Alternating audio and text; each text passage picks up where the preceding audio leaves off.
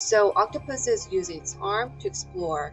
And people have wondered about this for a while, how they are using those arms to do this, how they're finding things in the seafloor.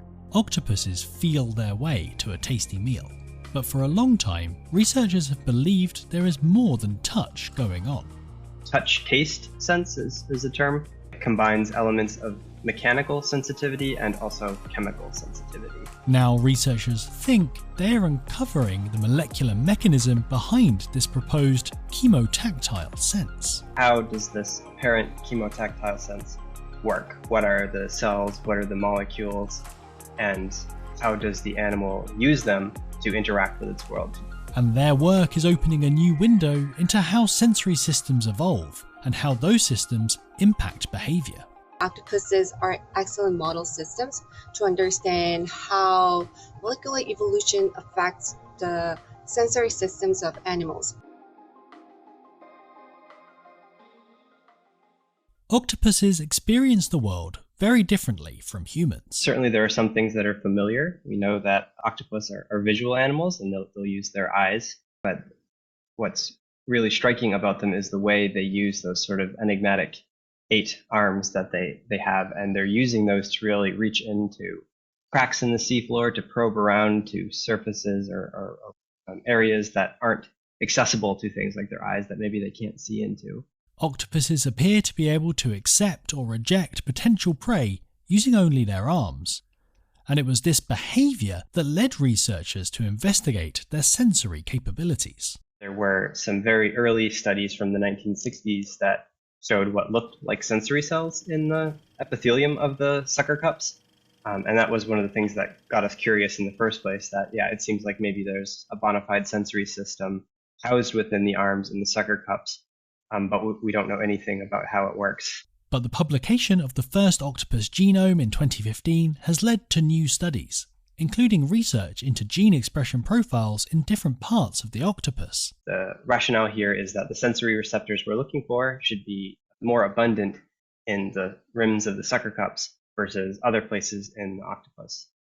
And what was really striking to us was that instead of a single receptor or a couple of receptors, we identified an entire family of these chemotactile receptors. But the receptors they identified, which they call chemotactile receptors or CRs, didn't look like the kind of receptors usually seen in sensory systems. They didn't resemble known sensory receptors, and instead they're most closely related to a family of receptors called nicotinic acetylcholine receptors. Nicotinic acetylcholine receptors are found throughout the nervous system of many different animals, but usually they detect neurotransmitters within the body and are involved with things like controlling muscle contractions.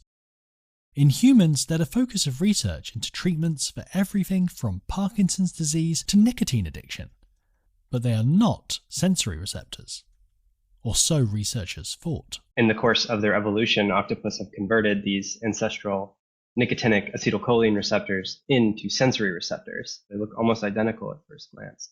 And it wasn't until we looked closer that we started to appreciate some of the structural regions that are mediating these functional differences. The team imaged the octopus receptors using cryo-electron microscopy and compared the structure they found with the nicotinic receptors found commonly in other animals. And they found a subtle but very important difference in an area called the ligand binding site. This is where the receptor binds with its chemical partner. In nicotinic receptors, this is a cage-like structure that binds with neurotransmitters like acetylcholine, causing its ion channel to open and transmit signals. But the octopus receptors are different. Instead of a cage, they've evolved to have a shallow groove, and that allows for a wider range of materials to bind, in particular materials that don't mix well with water, like the kinds of greasy residues left on the seafloor by potential prey, a useful tool in a hunt. We describe this as being a chemotactile sense, which basically combines chemosensation, sensation of chemicals, with tactile sensation or touch. This clarified picture of the molecular mechanism behind taste by touch helps explain some of the octopus's unique behaviours, especially when compared to the structures of the same types of receptor in related animals like squid.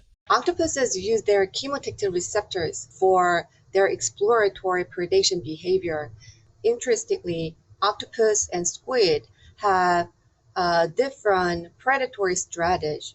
Instead of using its arm for exploration, rather, squid ambush predator, hide, strike, and pull their potential prey, and then decide to eat or reject it.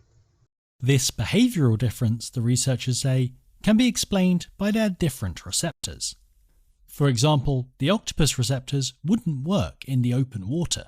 The types of chemicals that they're actually able to sense are very hydrophobic molecules, things that you would not expect to find in the water column in a marine environment, and things that instead you would expect to find on the surfaces in a marine environment. So it makes sense that they would have to physically touch them.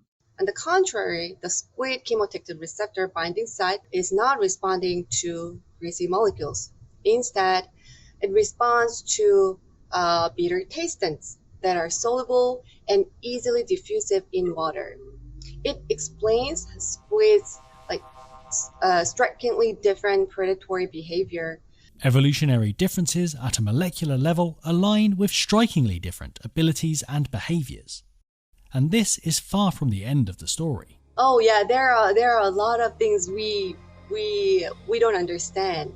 Here we just started to look at one of each receptor from octopus and squid. There are more octopus and squid chemotactic receptors with different properties, may pursue different function in sensory system.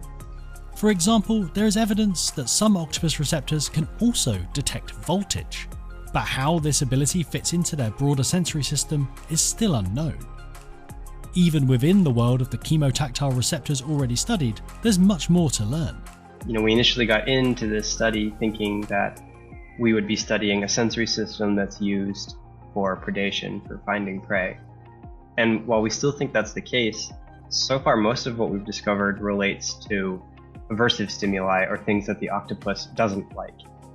And so we're really interested to find if somewhere in this diversity of CRs there are receptors that mediate what we would call appetitive sensation, or food, things that the octopus maybe wants to eat.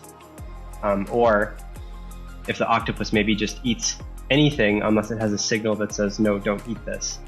Researchers are gradually building a better comprehension of how sensory systems evolve, and being able to combine behavioural observation with complex structural understanding gives scientists yet another piece in the evolutionary puzzle.